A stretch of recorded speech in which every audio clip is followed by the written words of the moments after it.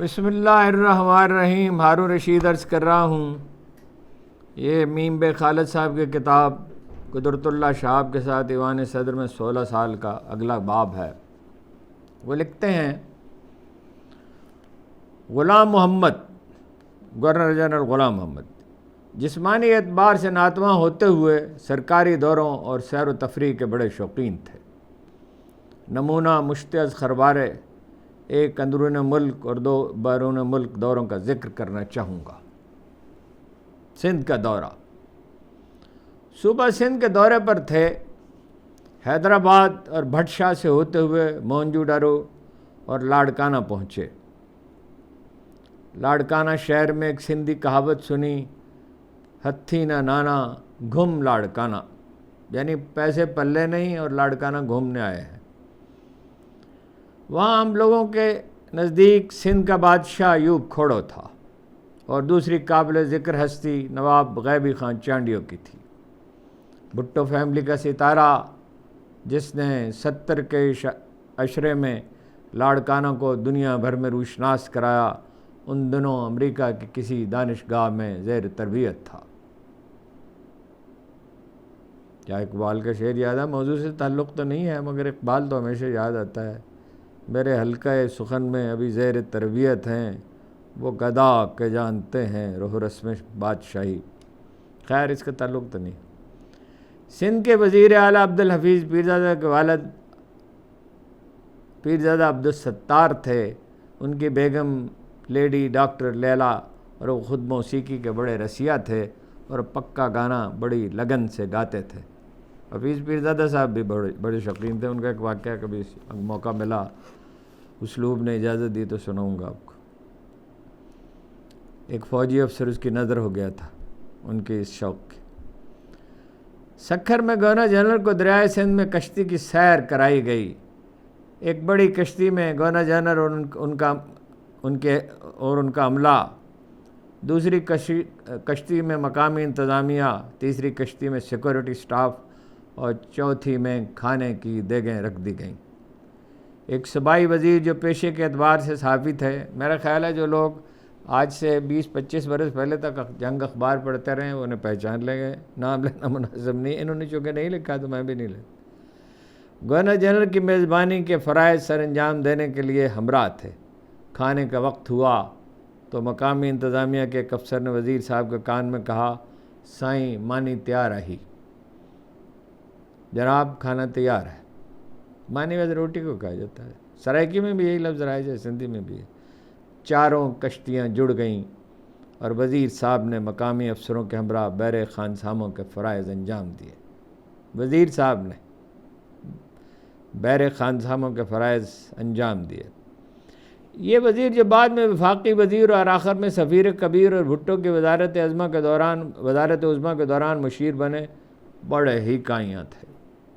غلام محمد سلیم شاہی جوتی پہنے ہوئے تھے، جسے ان کا ذاتی خدمتگار قاسم اتارتا اور پہنایا کرتا، مگر کیا مجال کہ وزیر صاحب نے قاسم کو ایک موقع بھی دیا ہو۔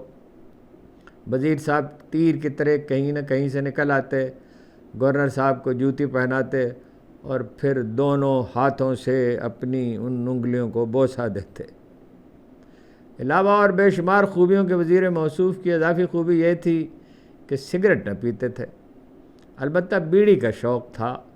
بھرم رکھنے کے لیے 555 سگریٹوں کے ڈبے میں بیڑیاں رکھتے اور بار برداری کا کام اپنے سرکاری پرائیویٹ سیکٹری سے لیا کرتے۔ بیڑی کی طلب ہوتی تو پیچھے مڑ کر دیکھتے۔ پرائیویٹ سیکٹری کامل تربیت یافتہ تھا، پھرتی سے آگے آتا، سر جھکاتا اور ادب سے کہتا، سائیں بیڑی۔ سائیں بیڑی کو سلگا چکتے تو پرائیویٹ سیکٹری واپس اپنی جگہ پر پہنچ کر سر کو دوبارہ ہلاتا، جیسے اللہ کا شکر ادا کر رہا ہو۔ جب وزیر اتنا اچھا ہو تو پرائیویٹ سیکٹری تو بہت ہی اچھا ہوگا۔ سچ ہے گرو جنہ دے ٹپڑے چیلے جان شڑپ۔ سعودی عرب کا دورہ۔ 1953 کے شروع میں غلام محمد نے سعودی عرب کا دورہ کیا اور یہ دورہ پاکستانی سربراہ مملکت کا پہلا تھا جس میں پاک سعودی دوستی کی بنیاد رکھی گئی۔ خصوصی طیارے میں کراچی سے روانہ ہو کر، یہ طیارہ قائد اعظم کے لیے خریدا گیا تھا اور اس پہ غلام محمد نے اعتراض کیا تھا کہ یہ جو ہے فلاں فلاں چیز اس میں نہیں لگانی چاہیے، مگر یہ وزیر خزانہ تھے، مگر یہ کہ چونکہ وہ بابائے قوم ہے اس لیے اس کی اجازت دی جائے، تو قائد اعظم نے انکار کر دیا۔ انہوں نے کہا یہ چیزیں بالکل نہ لگائی جائیں، میرے لیے خاص طور پر، حالانکہ سب جانتے ہیں کہ وہ بیمار تھے۔ کراچی سے روانہ ہو کر بحرین میں رکے، جہاں رات بسر کی اور روایتی عرب مہمان نوازی سے آشنا ہوئے۔ دوسرے دن وہاں سے روانہ ہو کر براستہ دہرانہ سعودی دارالحکومت ریاض پہنچے۔ ملک عبدالعزیز ابن سعود کے مہمان بنے اور انہی کے قلعہ نما محل میں ٹھہرائے گئے۔ چھوٹے چھوٹے فنجانوں میں الائچی کی خوشبو والی کافی سے ابتدا ہوئی۔ رات کی ضیافت اس وقت کے سعودی دستور کے مطابق فرش پہ تھی، اب بھی فرش پہ تھی۔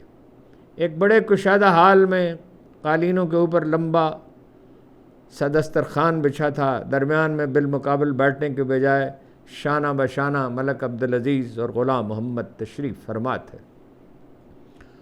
ان کے دونوں طرف شاہی خاندان کے افراد، غلام محمد کا سٹاف، شاہ کا عملہ اور دوسرے مہمان۔ جہاں کسی کو جگہ ملی بیٹھ رہا، کوئی پروٹوکول نہیں تھا۔ دسترخوان پر کنگ سائز کی پراتیں پلاؤ اور گوشت سے پورے کا پورا بھنا ہوا دمبا اور اونٹ کی ران۔ چھری اٹھائیں، کاٹیں اور کھائیں۔ کھانا ہاتھوں سے کھایا گیا۔ جب غلام محمد کھا چکے تو سب لوگ اٹھ گئے۔ کھانا سیر ہو کر کھایا تھا، مگر پراتیں ویسی کی ویسی بھری نظر آتی تھیں۔ ہم ابھی ہاتھ دھو کر تولیے سے خشک کر رہے تھے کہ اسی دسترخوان پر کھانا پکانے اور کھلانے والا عملہ آ کر بیٹھ گیا اور دیکھتے ہی دیکھتے وہ ہونجا پھرا کہ پراتوں میں صرف ہڈیاں محفوظ رہ گئی۔ وہ امیم خالد صاحب پنجابی کے لفظ بڑا اپروپریٹ استعمال کرتے ہیں، اردو میں اس کا متبادل کوئی نہیں ہے۔ مطلب یہ ہے کہ ایسی صفائی کی، پورے محل میں عورت نام کی کوئی چیز دکھائی نہ دی، شہر میں بھی کوئی خاتون نظر نہ آئی۔ مکہ مکرمہ میں گورنر کے محل میں قیام تھا۔ غلام محمد کی خاطر سیڑھیاں چڑھ کر بیت اللہ کا دروازہ کھولا گیا اور ہم سب نے اندر جا کر نماز اور نوافل کی سعادت حاصل کی۔ بما توفیقی الا باللہ۔ سعودی عرب میں دولت کی ریل پہ ابھی شروع نہیں ہوئی تھی۔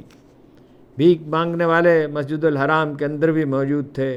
زائرین عبادت میں مشغول اور بھیک مانگنے والے بازو کھینچ کھینچ کر للہ خیرات للہ خیرات پکارتے۔ میں نے اپنے بچپن میں دیکھا عربوں کو دیہات میں بھیک مانگتے ہوئے۔ زائرین عبادت میں مشغول اور بھیک مانگنے والے بازو کھینچ کھینچ کر للہ خیرات پکارتے۔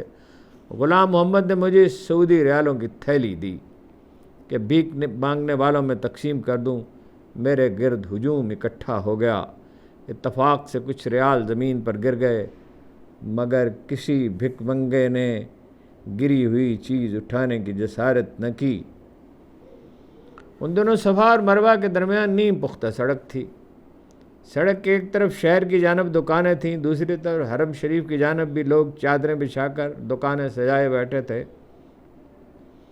ان دکانوں میں زیورات اور کرنسی تبدیل کرنے والی دکانیں بھی تھیں۔ حرم شریف میں اذان کے ساتھ ہی سب دکاندار جوتے پہن کر نماز کے لیے بھاگ اٹھتے۔ جوتے پہن کر، جوتے اتار کر، یہ سمجھ نہیں ہے بات۔ چوری چکاری یا اٹھائی گیری کا تصور تک نہ تھا۔ مدینہ منورہ میں باب جبریل کے عین سامنے والے گھر میں قیام کیا، جسے ملک عبدالعزیز نے غلام محمد کو تحفتاً دے دیا۔ یہ مکان اب پاکستان ہاؤس کے نام سے موسوم ہے، اب نہیں ہے، اب اس کی جگہ ایک دوسری عمارت دے دی ہے کچھ فاصلے پر، اور پاکستان کے وی آئی پی حضرات کے لیے مخصوص ہے، اب بھی مخصوص ہے۔ مدینہ منورہ میں بھی غلام محمد اور ان کے سٹاف کو مسجد نبوی میں روضہ اقدس تک رسائی اور درود و سلام کی عظیم سعادت نصیب ہوئی۔ مدینہ منورہ ہی میں تھے کہ وزیر اعظم خواجہ ناظم الدین کا پیغام موصول ہوا کہ اینٹی قادیانی تحریک کی وجہ سے لاہور کو فوج کے حوالے کرنا پڑا ہے۔ غلام محمد کو بغداد کا دورہ ملتوی کر کے واپس کراچی آنا پڑا۔ اس مختصر دورے میں ہم نے تھوڑی سی گفتگو عربی زبان میں کرنا سیکھ لی، جس سے ملتے سلام کے بعد پوچھتے کیف حالک، جواب ملتا طیب آسن۔ بھارت کا دورہ 1955 کے آغاز میں دہلی کا دورہ کیا۔ بھارت کے وزیر اعظم پنڈت جواہر لال نہرو اور صدر ڈاکٹر راجندر پرساد تھے، جنہیں راجن بابو کہا جاتا۔ راجن بابو نے صفدر جنگ کے ہوائی اڈے پر استقبال کیا تو میں ان کی شیروانی دیکھتا رہ گیا۔ ایسا لگتا تھا جیسے گندم کی بوری کھول کر شیروانی سلوا لی ہو۔ بعد میں پتہ چلا کہ کپڑا راجن بابو نے خود چرخہ کاٹ کر بنا تھا۔ پرانی وائس ریگل لاج، آج کل کے راشٹرپتی بھون میں ہمارا قیام تھا۔ بالکل آخری سرے پر راجن بابو اور ان کی پتنی کی رہائش تھی، جہاں قدیم ہندو رسم و رواج کے مطابق چولہا چوکا بنا ہوا تھا، جسے بھارت کی خاتون اول ہر روز گائے کے گوبر سے لیپ کیا کرتیں، اس کے بعد دال پھلکا پکاتیں۔ نوکر چاکر سرکاری مہمانوں کے لیے مخصوص تھے۔ نواز شریف صاحب کے لیے 40 کلو گوشت پکایا جاتا تھا، 40 کلو۔ بھارت کے دوسرے صدر یعنی لارڈ ماؤنٹ بیٹن کے بعد بننے والے صدر راج گوپال آچاریہ غلام محمد سے ملنے آئے۔ یہ گاندھی کی طرح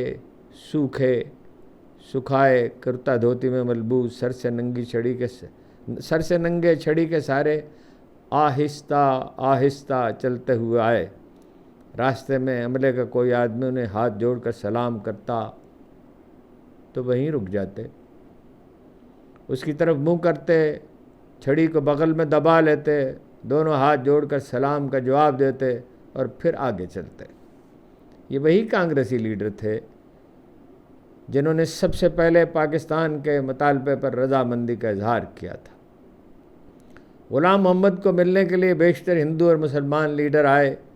سب سے طویل ملاقات جامعہ ملیہ دہلی کے ڈاکٹر ذاکر حسین اور سب سے مختصر مولانا ابوالکلام آزاد سے ہوئی تھی۔